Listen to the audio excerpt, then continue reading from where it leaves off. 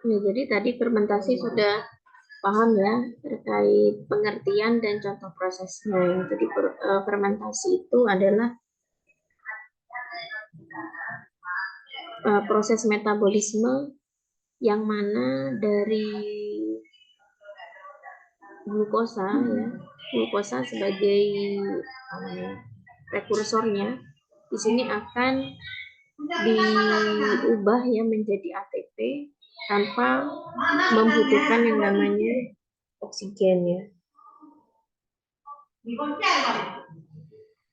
Dan fermentasi ini hanya dilakukan oleh kelompoknya mikroorganisme baik jamur ataupun bakteri.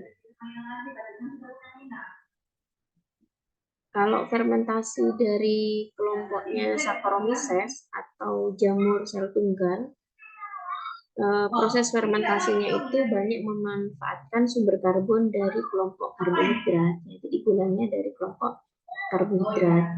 Ya. Ini nama-nama enzim yang digunakan pada proses fermentasi alkohol. Sakarase, sukrase, fruktofuron. Kalau sakarase ini enzim yang digunakan untuk memecah sakarin atau sukrosa ya. Fruktofuranosidase untuk mengubah fruktosa ya menjadi sumber energi. Jadi fruktosa ini kan sudah bentuk monomernya fruktosa. Kalau sukrosa itu masih dimer ya. Dimer itu kan sumber karbonnya itu masih monomernya itu ada dua ya, masih dua ya. Jadi ini masih berupa dimer. Kalau fruktosa itu sudah tunggal. Ini disebut dengan monomer, ini dimer ya.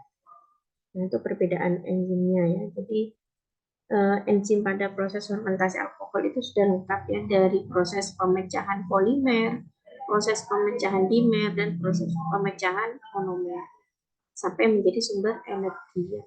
Kalau nggak jadi energi pasti nggak akan jadi kafe ya, karena ragi yang ditambahkan itu kan sedikit, lama-kelamaan ragi tersebut akan mengubah karbohidrat kompleks dari singkong tersebut ya menjadi glukosa ya, jadi glukosa menjadi ATP ya, glukosa. Tadi glukosa kalau sudah jadi glukosa kan awalnya singkong ya, singkong berubah menjadi glukosa, glukosa menjadi apa? Pirufat ya.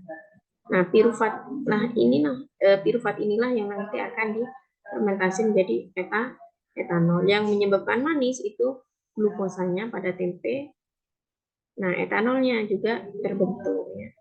Seperti itu ya. Jadi tidak ditambah gula ya. Kalau proses oksidatif ini proses umum gitu ya, baik yang dilakukan oleh manusia, tumbuhan, dan juga jamur, tapi bukan fermentasi. Jadi glukosa sumber utamanya ini misalkan dari tumbuh-tumbuhan ya, selulosa. Selulosa itu kan banyak terdapat pada tanaman ya, tanaman. Nah, tanaman-tanaman tersebut ya karena susah didegradasi ya. Misalkan ada pohon tumbang ya. Nah, untuk proses melapuk itu kan lama sekali ya. Sehingga di situ ada dekomposer namanya, sejenis fungi ya. Dekomposer itu fungi itu paling umum fungsinya itu sebagai dekomposer atau dekomposisi yang memecah polimer menjadi monomer. Itu paling banyak didominasi oleh kelompoknya fungi. Ini contoh fungi-fungi yang dapat memanfaatkan sumber selulosa ya. Kebanyakan itu adalah jamur-jamur multiseluler ya. Jadi kan ini namanya multiseluler ya. Jadi bukan kelompoknya bukan kelompoknya Saccharomyces kayak tadi ya. Kalau ini kan sel tunggal, ya, sel tunggal yang banyak digunakan pada produk makanan. Nah, kalau pada tumbuhan itu paling banyak menggunakan jamur yang multiseluler. Kenapa? Karena di sini hifa banyak sekali terbentuk ya. Jadi jamur jamur multiseluler itu kan jamur-jamur yang menghasilkan hifa ya dalam jumlah besar, dan hifa-hifa ini banyak menghasilkan enzim-enzim hidrolitik. Ya, jadi ini sudah selesai contoh-contoh terkait metabolisme karbohidrat. Selanjutnya saya lanjutkan ke ini contoh metabolisme protein ya. Jadi ada kelompok jamur, baik itu jamur ataupun bakteri juga bisa ya yang melakukan metabolisme protein, baik metabolisme atau katabolisme ya. Karena dia menghasilkan enzim protease. Protease itu berasal dari protein. Enzim yang dapat memecah protein gitu ya. Sebagai sumber nitrogen. Nah, ini ada istilah kamir, jarang menggunakan protein sebagai sumber nutrisinya, karena kamir kebanyakan memang tadi untuk metabolisme karbohidrat gitu ya. Jadi hanya kamir yang mendominasi karbohidrat. Kemudian protein ya, protein itu banyak didominasi oleh kelompoknya Aspergillus. Kasein, gelatin itu kan turunan dari protein. Jadi ini contohnya ada jurnal produksi enzim ekstraseluler protease oleh Aspergillus clavatus ya.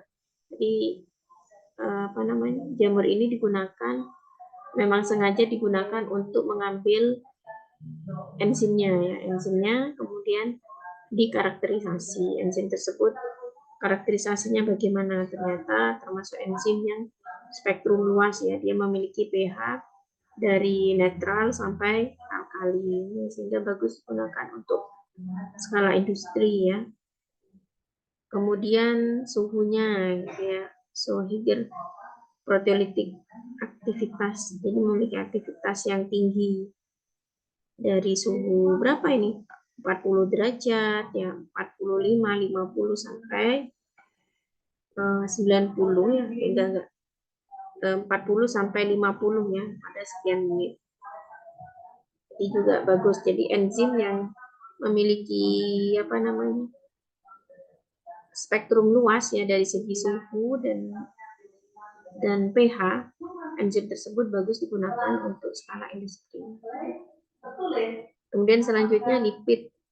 Jadi ini contohnya ada jamur yang dia dapat menguraikan lipid gitu ya. Contohnya lipid dalam bentuk trigliserida.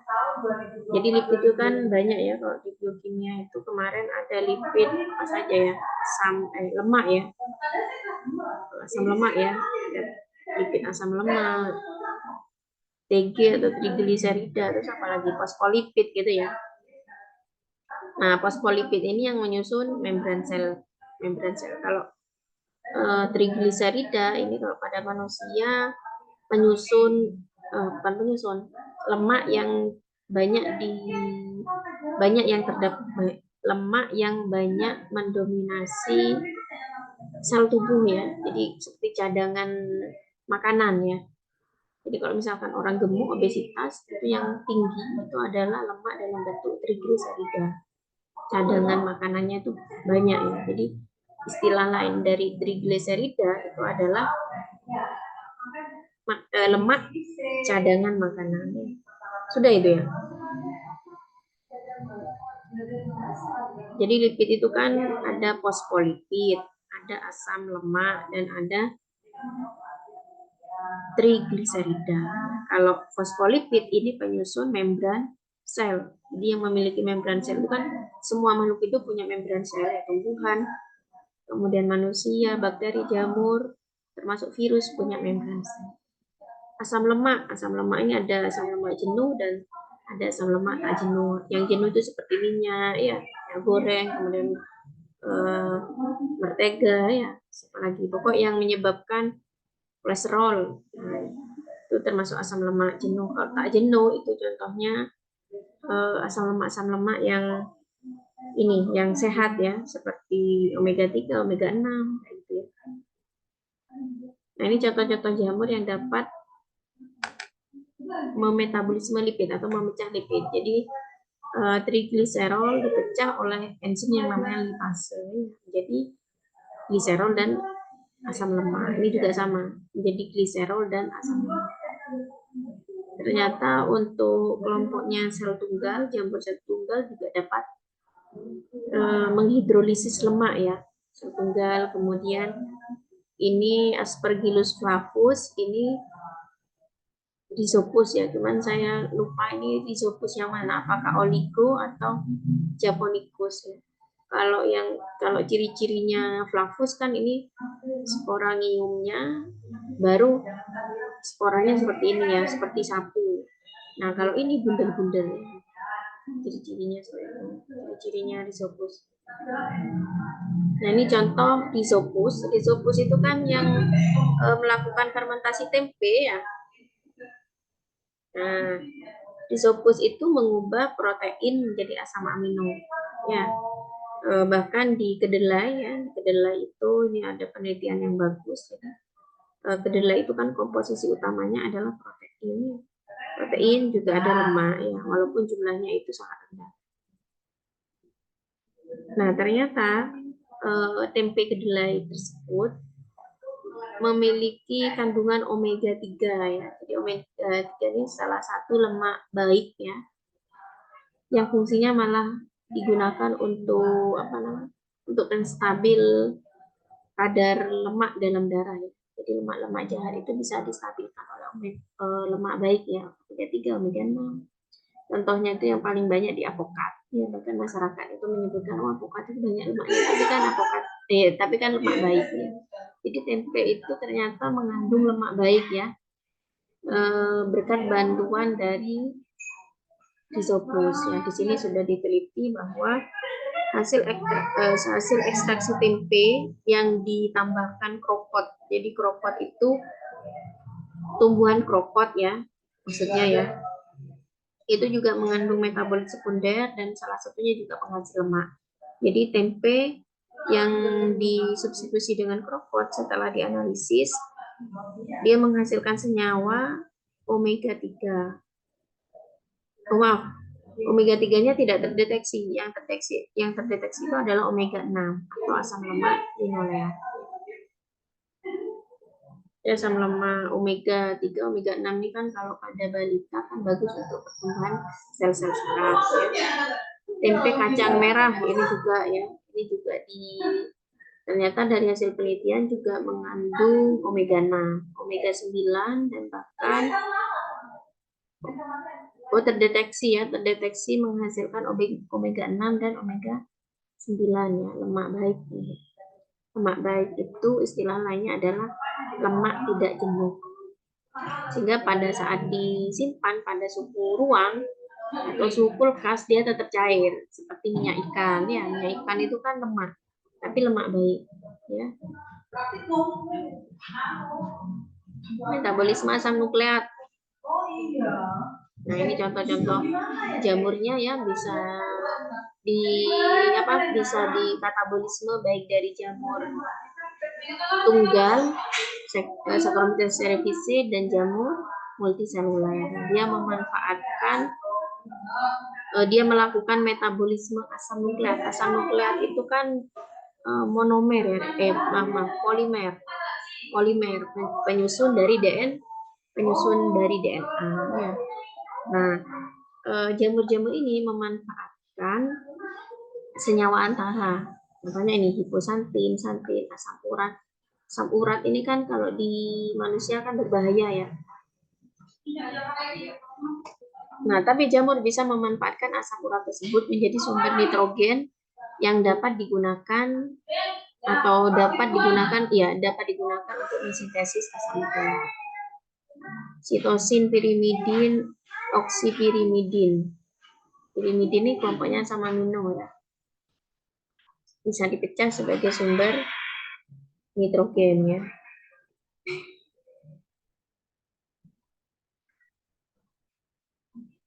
Metabolisme nitrogen anorganik. Jadi ada nitrogen organik dan ada anorganik. Ya.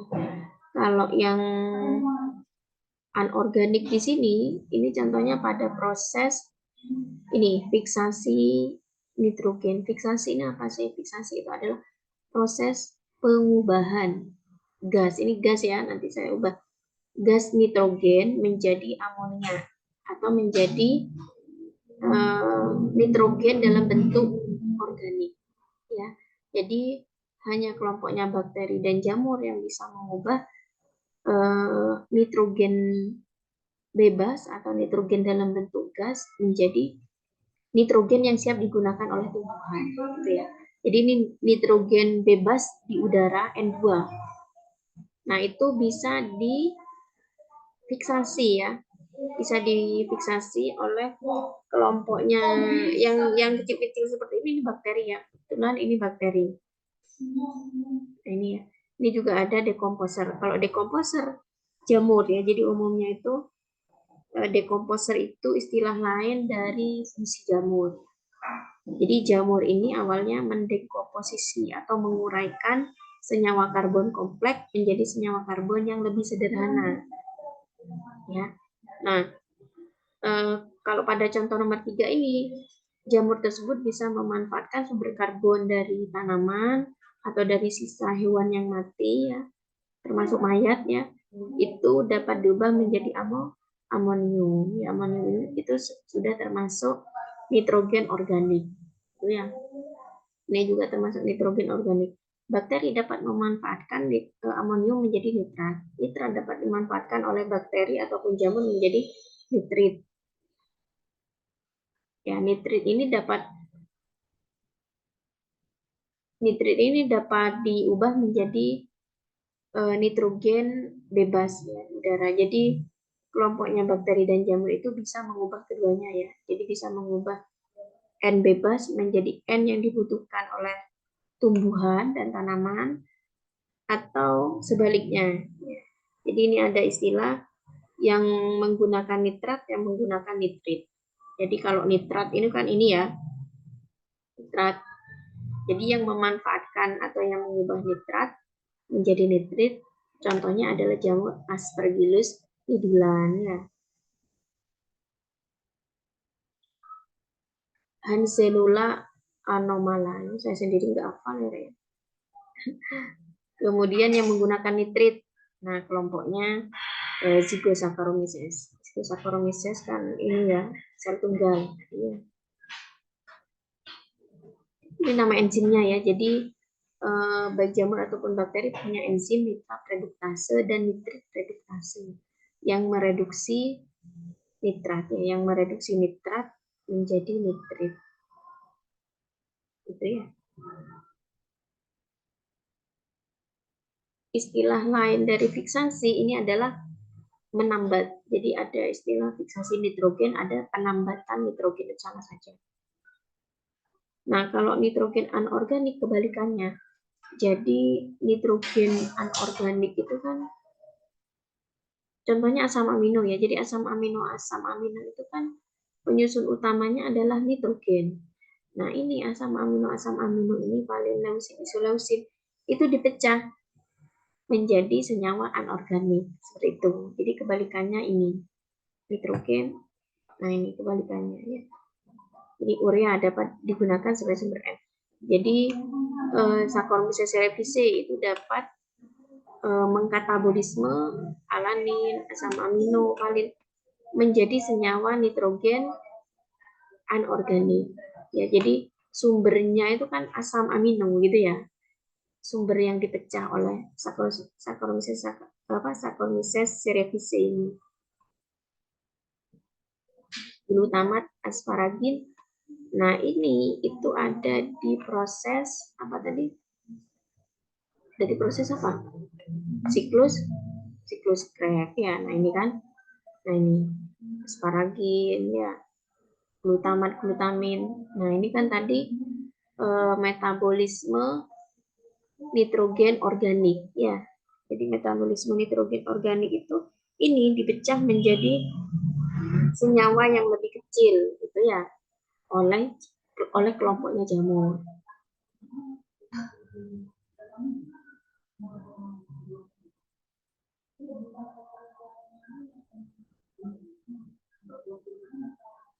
Kalau metabolisme senyawa lain, contohnya fenol, sianida, asam benzoat. Ya, jadi kita tidak bisa melakukan metabolisme sianida, fenol, dan asam benzoat. Bahkan sianida ini adalah salah satu senyawa kimia yang dapat menghambat apa namanya? Yang menghambat reseptor oksigen ya, sianida. Kopi sianida gitu ya. Jadi sianida ini kan yang menggantikan kedudukannya oksigen pada saat proses transport elektron.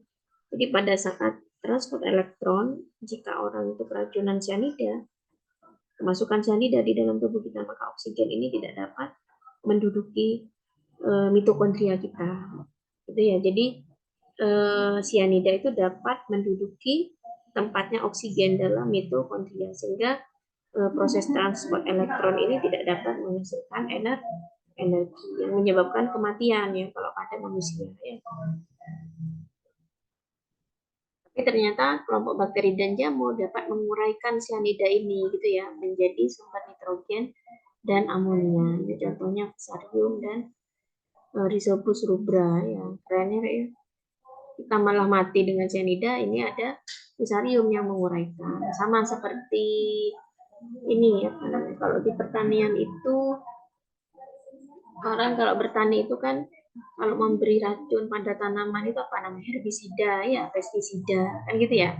Itu kan senyawa kimia yang dibuat melalui sintesis ya, sintesis apa namanya, sintesis kimiawi ya, tidak dilakukan atau tidak disintesis oleh makhluk hidup gitu ya. Ini kan sama saja asam benzoat itu kan disintesis secara kimiawi, sianida, fenol disintesis secara kimiawi. Jadi bukan sel ini, bukan sel yang membuat. Jadi bukan sel yang memetabolisme atau bukan sel yang membuat gitulah ya itu. Tetapi ada kelompok bakteri dan jamur kalau Anda membaca artikel ilmiah ya yang sudah dapat memanfaatkan pestisida. Ya, pestisida herbisida ini kan sudah jadi pencemaran ya kalau di lingkungan penggunaan pestisida herbisida yang berlebih di pertanian itu sudah dapat mencemari tanah dan dapat mencemari air ya. Nah, limbah dari pestisida herbisida ini juga menyebabkan kemandulan. Dan ternyata sudah ditemukan bakteri yang dapat mendegradasi pestisida. Kelompoknya bakteri ya. Jadi itu istilahnya metabolisme senyawa lain ya. Senyawa lain itu artinya yang non sintesis sel, yang tidak disintesis oleh sel. Beda asam amino disintesis oleh sel. Ya. Paham ya? Nah, ini tadi sudah jadi contoh-contoh metabolit apa? Primer dan sekunder.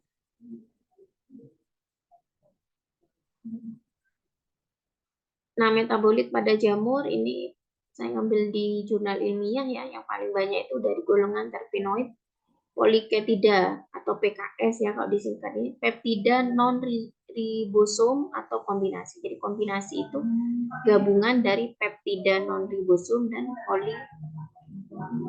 poliketida. Poliketida itu istilah lainnya adalah PKS ya, singkatannya. Jadi metabolit ini kebetulan metabolit sekunder ya. Jadi metabolit sekunder pada jamur itu contohnya ini. Familinya bukan family. Nah ini ya kumpulan besar senyawa. Ini saya Google Translate ya, mohon maaf kalau misalkan kalimatnya ada kurang enak dibaca. Metabolit sekunder pada jamur terdiri dari kumpulan besar senyawa, terdiri dari senyawa yang dihasilkan dalam kondisi laboratorium. Jadi masih dalam skala laboratorium gitu ya, metabolit sekunder dari jamur itu ditemukan. Dan yang paling banyak ditemukan itu adalah senyawa kimia dari kelompok terpenoid, PKS, dan peptida non ribosom. Peptida itu kan protein yang tidak disintesis dari ribosom gitu maksudnya ya. Fungsinya beragam, bisa digunakan dalam skala medis atau bahkan membahayakan seperti toksin ya. Contohnya aflatoksin. Aflatoksin itu kan toksin yang dihasilkan oleh Aspergillus niger ya. Dan bahkan senyawa metabolit itu bermanfaat di lingkungan jamur itu sendiri. Ya, ini nanti saya contohkan ya. Jadi interaksi jamur satu dengan jamur lainnya atau jamur satu dengan bakteri lainnya itu kan saling berinteraksi ya. Nah, itu interaksi itu juga bisa menghasilkan metabolit yang dapat, kalau saya nggak langsung ke contoh, enak ya. Ini contohnya ya. Jadi contohnya ini jamur hifa ya, fusarium misalkan. Fusarium itu menghasilkan metabolit sekunder namanya bikaverin. Nah, senyawa bikaverin itu dapat menghambat bakteri patogen ternyata yang dapat mengganggu pertumbuhannya si jamur tersebut. Paham ya? Jadi itu contoh metabolit sekunder. Kemudian metabolit sekunder lain, ini adalah metabolit sekunder yang menghasilkan melanin. Nah, melanin ini ternyata dari kelompok Polychaetidae ya. Nah, dengan adanya melanin pada jamur tersebut, kan ada jamur itu yang warnanya macam-macam ya, pigmennya itu kan macam-macam. Itu ternyata kalau di lingkungan pigmen itu dapat berfungsi untuk melindungi jamur tersebut dari radiasi sinar UV, ya. Terutama dari kelompok Basidiomycota ya. Kalau Anda browsing kelompok Basidiomycota itu kan pigmennya macam-macam ya. Warnanya maksudnya ya, melanin kan warna macam-macam tersebut juga melindungi jamur tersebut dari radiasi. Kalau kita kan dilindungi radiasi dengan warna kulit yang ini, sawo matang ini ya. Nah, jadi ini termasuk metabolit sekunder. Nah, ini contohnya ya, PKS atau Polychaetidae ini metabolitnya namanya ini, vastatin, aflatoksin ya. Nah, dan ternyata kalau diterapkan di dunia medis, vastatin yang dihasilkan oleh jamur itu dapat berfungsi untuk menghambat enzim ini HMG-CoA. Jadi kalau diterapkan di dunia medis, enzim ini ternyata dapat menghambat sintesis kolesterol bagi penderita kolesterol. Vastatin kan nama obat ya. Iya, vastatin ya. Kan nama obat, bahan aktif ya. Aflatoksin. Ini kebetulan toksin gitu ya, metabolit yang membahayakan. Mikotoksin. Jadi yang ini yang membahayakan semua ya. Bikaverin tadi berfungsi sebagai antibiotik. Ini nama penghasilnya. Imunosupresan ini yang bermanfaat ya. Jadi meningkatkan sistem imun, antibiotik. Jadi contohnya penisilin ya. Penisilin G itu berfungsi sebagai antibiotik yang dapat menghambat bakteri. Ini yang paling terkenal ya. Ternyata antibiotik penisilin itu disintesis dari protein ternyata ya. Ya. Hibrid maksudnya gabungan dari non ribosomal dan polikeptida. Terpenoid ini tumbuhan juga menghasilkan terpenoid. Nah, fusarium itu kan jamur yang kebanyakan kalau di tanaman itu berfungsi sebagai penyakit. Tapi ada sebagian fusarium itu yang dapat membantu pertumbuhan tanaman. Dia menghasilkan hormon, namanya hormon giberellin ya, yang berfungsi memacu pertumbuhan tanaman. Gitu ya. Karotenoid, antibiotik, gitu ya. Ini struktur kimianya nggak saya keluarkan ya. Struktur gak usah sih. Saya bukan orang kimia ya gak paham misalnya. Struktur aflatoksin, apa ciri-cirinya aflatoksin dalam vastatin? Bali mas ya. Cincinnya ada berapa tuh? 2, 3, 4, 5. 2, 3, 4, 5. Udah lupa ya.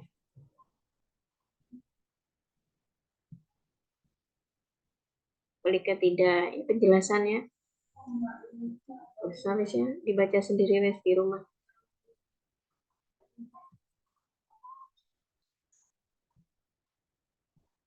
Nah, ini ya. Ini asal usulnya. Jadi kan tadi di depan itu ada sintesis metabolit sekunder. Jadi kalau sintesis kan reaksi kimia ya. PKS itu ternyata dibuat dari asetil CoA. Masih ingat asetil CoA itu dari mana? Dari proses apa? Dari proses apa asetil CoA?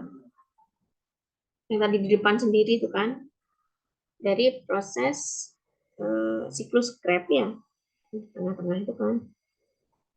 Nah, ini ada di siklus Krebs ya.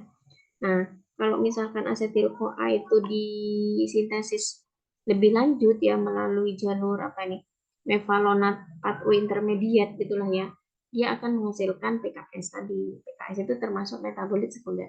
Nah, kenapa ini disebut dengan metabolit sekunder? Karena tidak semua makhluk menghasilkan dan tidak dibutuhkan untuk pertumbuhan. Jadi walaupun jamur menghasilkan lovastatin, lovastatin ini pada jamur tidak bermanfaat gitu loh ya, tidak berpengaruh keberadaannya lovastatin itu eh, kecuali metabolit. Nah ini yang berfungsi di lingkungannya mereka sendiri. Jadi contohnya seperti apa tadi yang saya jelaskan. Nah kayak ini misalkan fusarium, dia hidup di tanaman ya, dia malah berfungsi ke tanamannya ya. Tanaman itu mendapatkan sumber apa namanya disupport oleh fusarium itu agar tanamannya lebih lebih tumbuh dengan cepat karena adanya hormon yang dihasilkan oleh gibberellin. Berarti kan fusariumnya bermanfaat ya. Tapi kalau misalkan contohnya ini eh,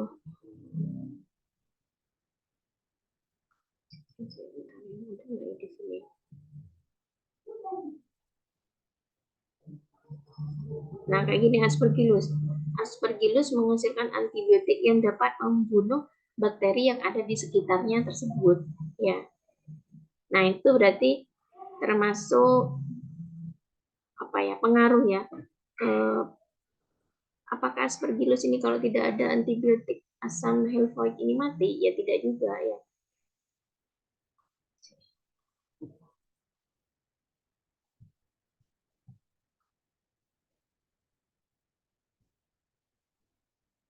Nah, jadi seperti ini ya. Jadi bahan dasar utama untuk pertumbuhan jamur, bakteri, dan makhluk hidup lainnya ini, karbohidrat, protein, DNA. Selain itu, dia tetap bisa tumbuh dan berkembang. Hanya saja, misalkan ada metabolit sekunder yang ini. Nah, fusarium misalkan ya. Kalau di situ ada bakteri yang namanya, apa namanya, mana bakterinya nih?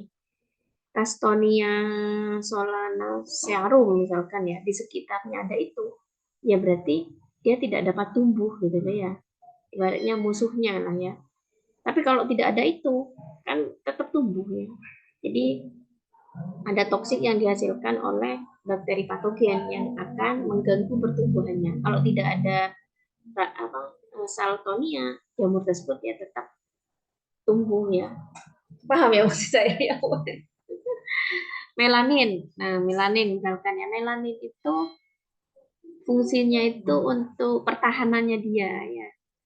Melanin. Walaupun tidak semua jamur punya melanin seperti jamur tiram ya. Jamur tiram kan putih, ya punya melanin warna yang mencolok ya.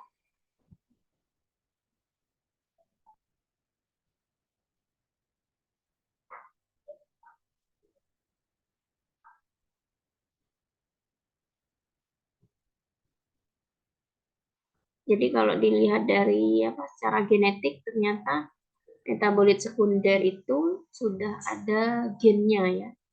Ini kan kromosom ya. Kenapa di sini ada kromosom? Karena jamur itu termasuk eukariot ya. Kalau kalau jamur itu termasuk eukariot, maka dia sudah memiliki kromosom. Kalau pada bakteri dia kan tidak punya kromosom, dia hanya berupa apa namanya DNA yang bebas gitu ya. DNA bebas itu pada apa, pada selnya itu hanya terpusat di tengah. Tapi kalau kelompoknya eukariot, termasuk jamur, sudah dilindungi oleh inti sel ya. Jadi kalau sudah ada inti sel pasti sudah ada kromosom ya, sehingga di sini sudah ada gen-gennya ya, ada gen PKS makanya.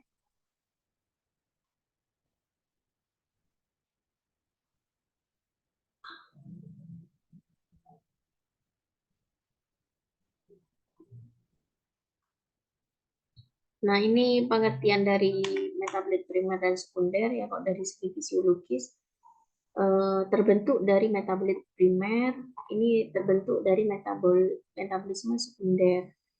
Kalau fungsinya esensial bagi sel ini dihasilkan pada fase stasioner. Jadi ini sudah dijelaskan oleh Bu siapa? Bu Dian Maulani ya pada saat bakteriologi kalau nggak salah ya. Kan ada Anda sudah belajar fase-fase bakteri kan ya?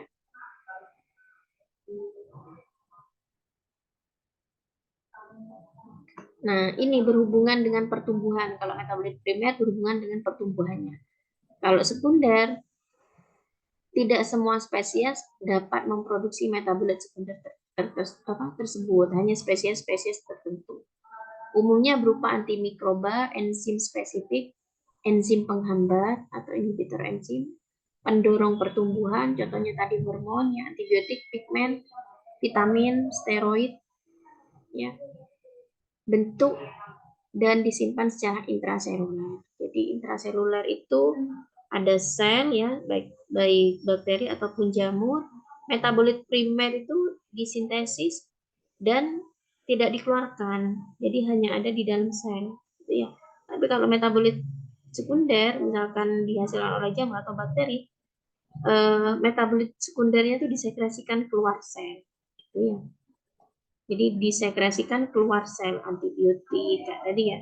Dan karena sifatnya itu adalah ekstraseluler maka dapat dimanfaatkan oleh manusia ya.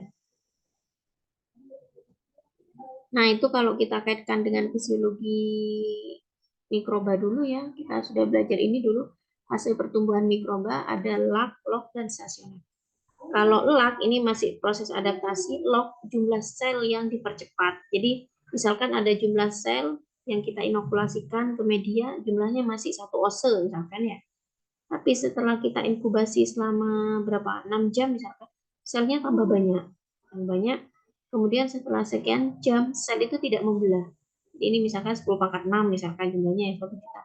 Nah, pada fase-fase tertentu, pada jam ibaratnya jam ke-8 sampai jam ke-12 selnya itu tidak membelah lagi, sudah tetap 10 pangkat 6, bahkan bisa lebih rendah dari 10 pangkat 6 atau 10 pangkat 5. Jadi stasioner itu adalah fase tetap ya, di mana jumlah sel itu tidak membelah dan tidak membelah lagi. Yang membelah itu ini.